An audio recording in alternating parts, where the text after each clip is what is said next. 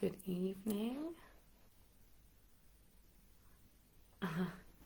It's working. Good evening. Um, it's 1 o'clock in the morning here in Jerusalem, um, but I'm very happy to be reading for you guys tonight. Um, Good evening, Poets in Pajamas. I want to thank you and Sundress Publications for this reading. I kind of just woke up, so I'm actually kind of half in my pajamas. Thank you for having me. Um, my name is Geula Geurts. I'll introduce myself a bit. I'm originally from Holland. I grew up in the Netherlands, in Utrecht, and I've been living in Jerusalem for the past 14 years.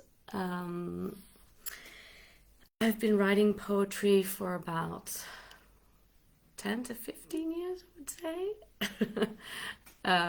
Also started writing as a child, and I studied poetry here at Bar Ilan.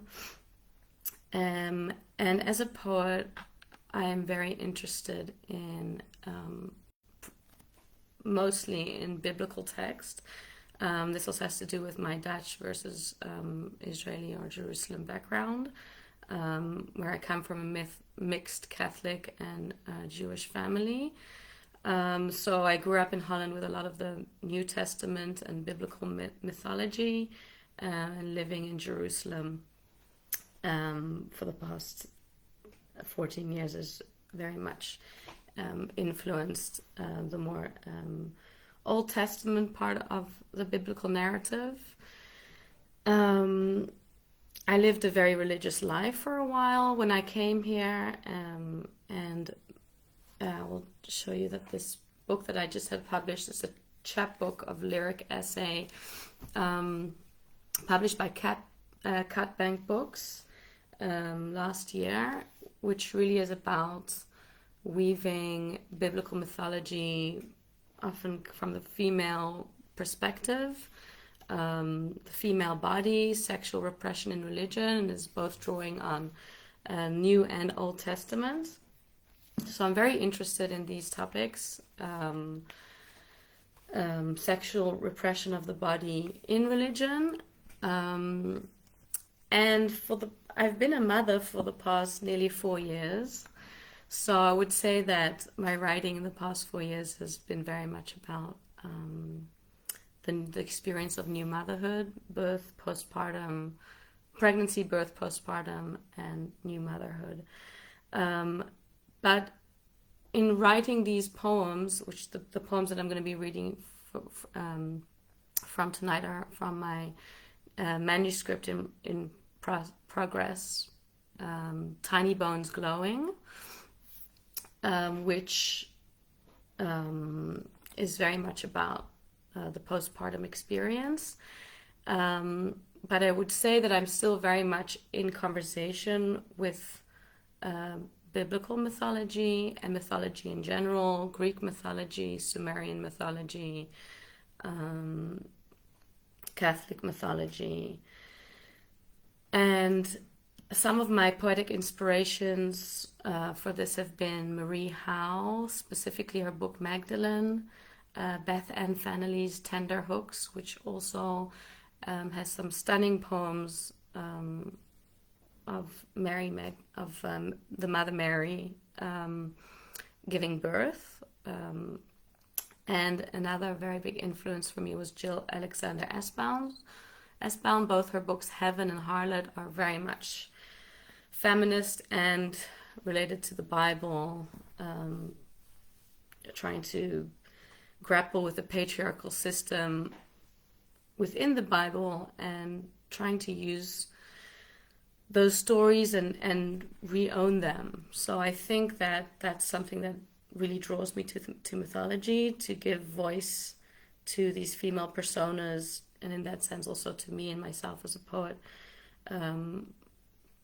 who often are silenced in these narratives. So the poems that I'm going to be reading from the manuscript Tiny Bones Glowing, They were all written after birth. I would say like half a year.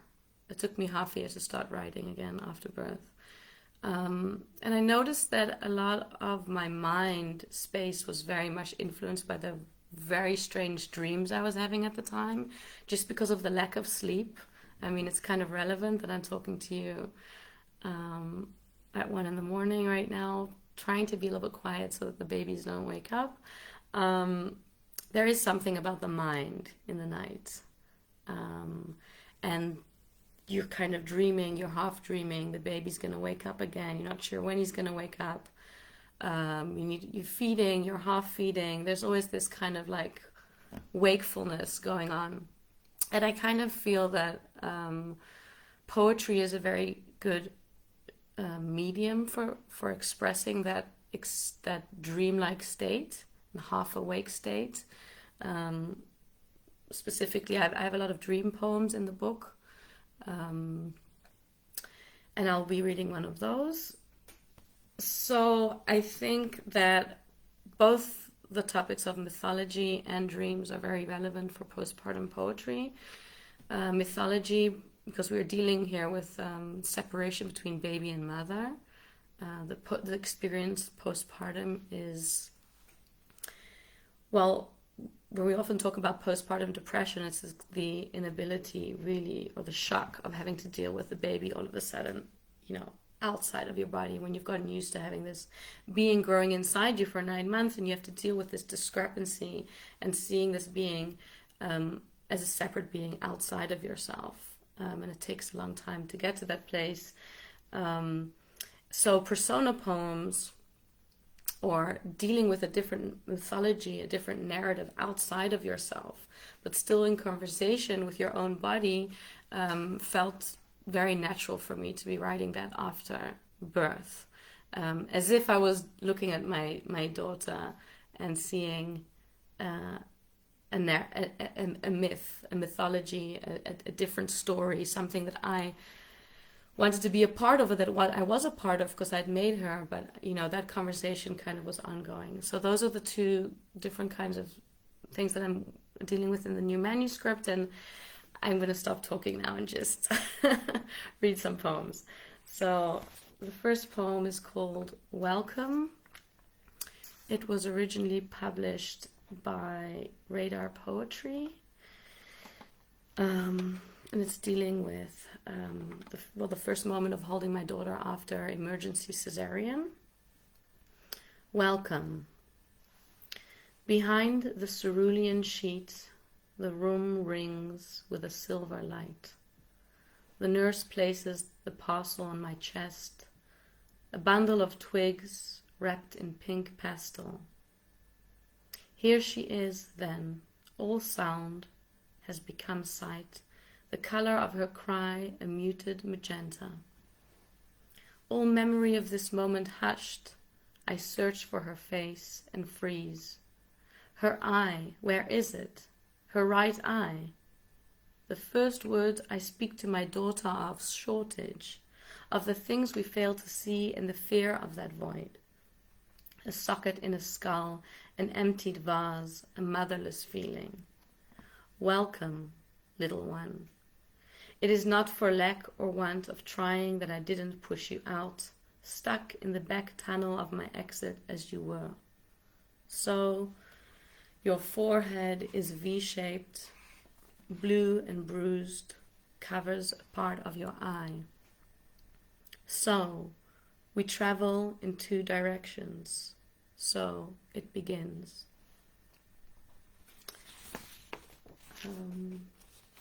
So that poem is kind of trying to understand this initial act of birth and the mother and the child going into two different directions.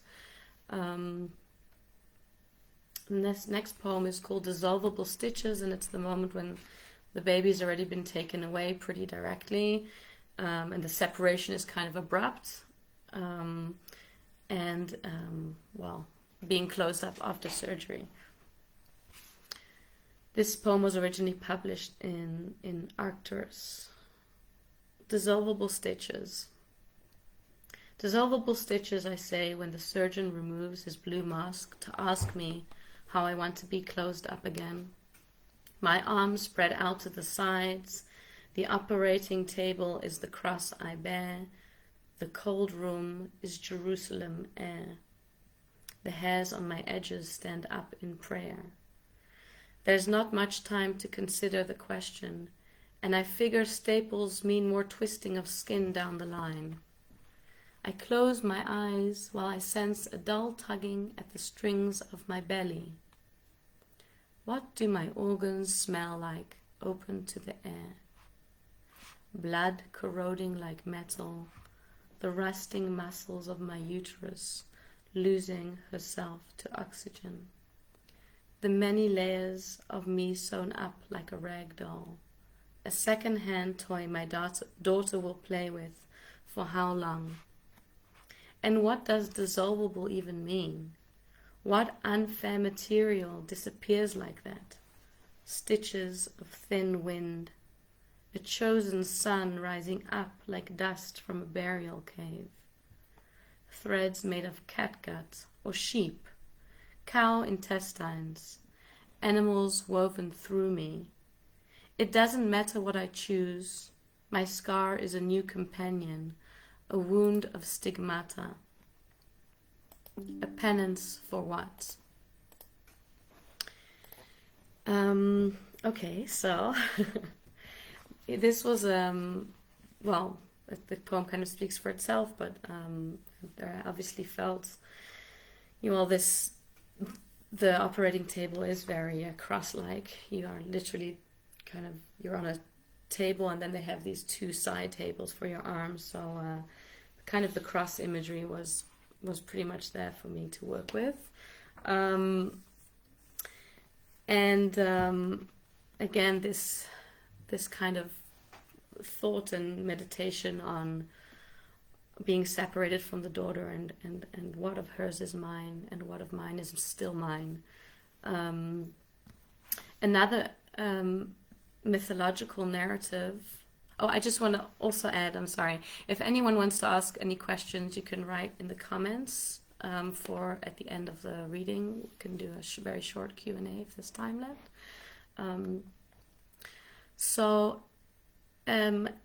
Another mythology or that I was interested in, or that spoke to me after birth, was the mythology of Inanna.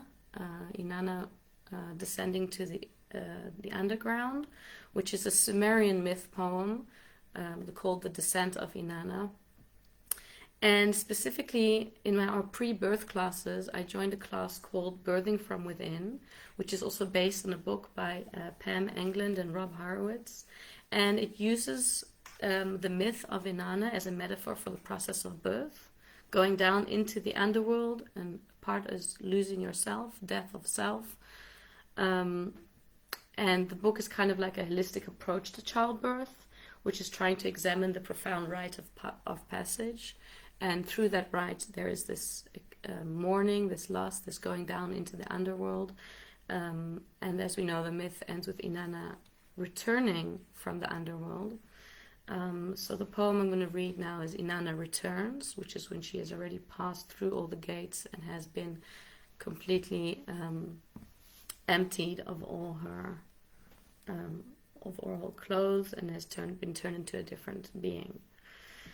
This poem was originally published in The Hunger. Inanna Returns. On the 6th day after birth, I stand under the flow of water, hear an echo from the abyss taunting. If my daughter is to live, I must return to the dead. She is large, and I've become so small. The thought is as real as a desert mirage, as real as the lantern of 8 sleepless nights. My meds are kicking in, hormones rise high. Breasts uncovered, my hair swirls around my head like leeks. The milk hardens like scum, the filth of mother. From Middle Dutch, modder, dregs, lees. A fiend drinks the leftovers in my bed at night, reminds me that I am my father's daughter. Perhaps this time I will lose my mind. The therapist says baby blues lasts 14 days. Nobody can say the word. Depression. The women in the kitchen whisper, what's wrong with her? And where is her mother? One morning I return my mother's phone call. She says, only you can be her mother. Only you can return from the dead. My lament is made of thunder, my breath a tempest in the tunnel of my throat. How can I become a mother without a mother by my side? Okay, I'm going to go on to a poem now, which is about the difficulties of breastfeeding. And also, this is a dream poem, which is also based on a real dream that I had during this time. And I'll start. It's called Tiny Bones Glowing, which is also the name of the manuscript. And this one was originally published in Blood Orange Review. In a dream, my nipples have been cut open along the seams of my areola. A perfect dark circle, the cavern of my breast. There, against the rims, clings a white paste, dried up milk. Elation, I have it in me after all. I grab my baby and cup the back of her head, pull her in the direction of the dark holes, the matured milk. Perhaps now she'll drink from me. But her whimper turns into a hiss, and I can't stand it, that sound of dismissal. I wake up wet all over, slip my hand under my shirt, pull at my elastic nipple to make sure it's still attached.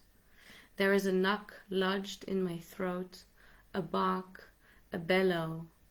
If it was the sound of her moaning, I'd know how to console. Push her away from my chest, give her a bottle instead. Shush, little mother. There are tiny bones glowing through your gums, and now is the time to rub them.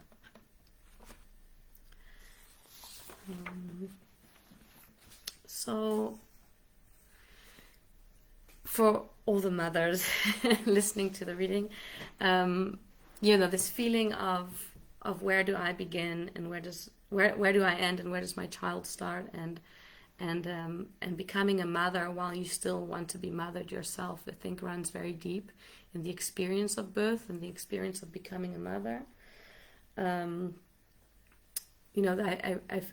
often had moments where I felt I had to kind of just hold myself, like, okay, it's gonna end, I'm gonna be able to sleep again. When you're rocking the baby, you're also kind of shushing yourself. So I think in writing these poems, first of all, I was lucky that my brain at a certain point came back, and this half like sleep state, this half sleep, half awake state, kind of actually inspired and induced good images for poetry. Okay, I see I can read one more poem. And then if anyone has questions, I'll be very happy to find them, although I'm going to have to figure out how to find the comments. This is my first time on Facebook Live, so there might be some technical difficulties. Okay. This poem is called Tzimtzum, which is the Hebrew word for contraction or constriction, and is a term in Lurianic Kabbalah, which Tzimtzum is the belief that God began the process of creation by contracting his infinite light to allow for a finite vacant space. This is like a very mystic Jewish concept, and I felt there a lot of truth in reading about this mythology in the experience of motherhood, because you really are, you have the womb and you've contracted, you've created this other being outside of yourself.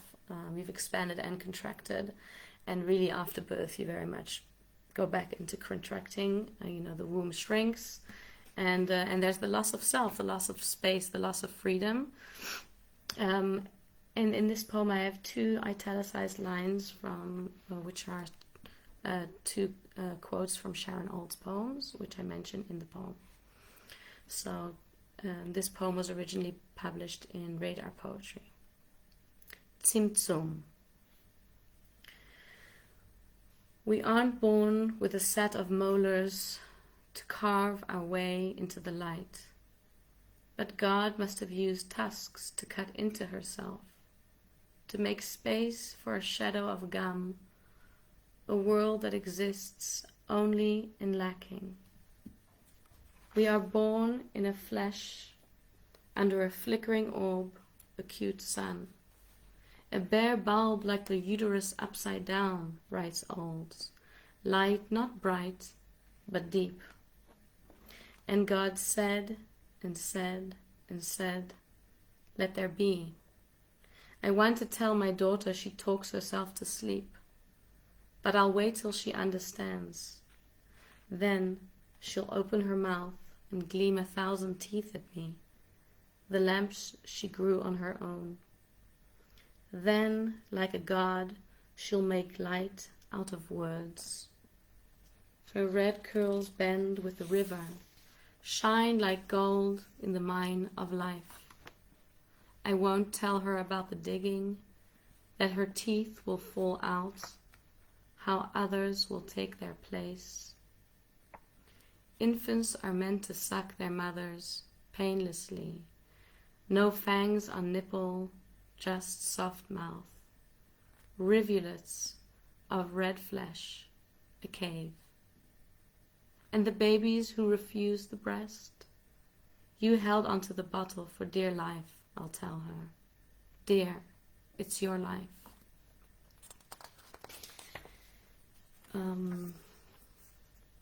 So yes, here this poem was also very much about, the different spaces between mother and daughter, and mother and child, and I guess again the inability to breastfeed is also quite strong here in this poem. Okay, I'm gonna try and figure out how I can read the comments. I don't see how I can read comments here. Let me see. Comments.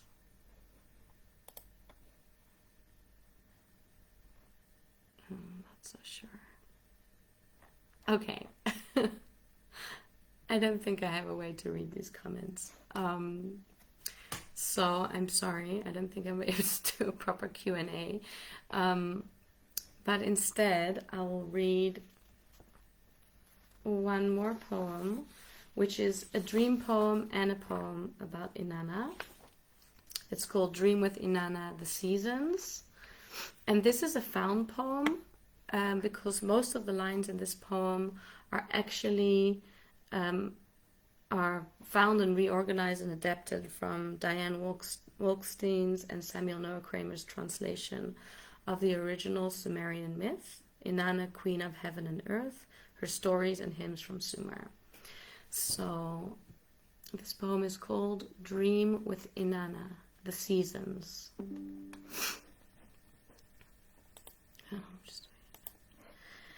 I am the goddess of the morning and evening star. Night slaps my thigh, bites my lip. Morning beats the drum for me. Autumn when my love is taken. Spring when it returns. I am always this, then that. Half the year I am dressed in a single garment like a beggar. Like a fly, I slip through the cracks of the gates. Like a seasoned child, you come for me. Carry wood to bind my hands the hands of a gazelle. My grief covers the horizon like a garment. A single growing reed trembles with spring. I bring cream to the mother's house. Dance on her holy knees. Tell her my dream. The churn is silent, no milk is poured, no milk sucked. The raven lies down in his bed. You ask me about his sweet songs, The wind must sing them for him. Some nights I sleep, some nights I wake. Some nights I dream, some nights I quake. Some nights I day, some nights I dark. Some nights I pray, some nights I bark. The day that dawns for you will also dawn for me. I will give you the river in its fullness. My child, the face is yours. So sometimes just exquisite poetry can be found in the texts of mythologies themselves, and I took liberty with Inanna, Queen of Heaven and Earth, for that poem. The mythology of Inanna is that when she comes back to Earth, she has to, she can't just stay. She's made a deal with the gods and needs to go back every half a year. She convinces her lover, Dumuzi, to go back, to go live in the underworld for half of the year. And his sister goes for the other half of the year. So the quote that I use here under this poem was, "You will go to the underworld half the year, your sister will go the other half." So these seasons, this spring, autumn versus winter, summer, this kind of split personality between mourning and elation, death and life, are very much a part of the new mother's experience. So another mythology that spoke very clearly to me, and a lot of the lines that I was reading in the book itself really felt very natural for the experience that I was going through. I'm so sorry again that I haven't figured out how to read the comments on the page. So I can't do a Q&A, but I hope that, I don't know, that the reading was clear. And yeah, I'm very grateful for this opportunity. And I want to again thank specifically SJ and Emery at Poets in Pajamas for organizing this and for inviting me to read, and Sundress Publications. Thank you for the opportunity. And as it is now it's 1:30 nearly in the morning in Jerusalem, I am going to be happy to go back to bed, although I'll probably be thinking about poetry now. And I wish you all a nice evening. Thank you for being with me. Goodbye.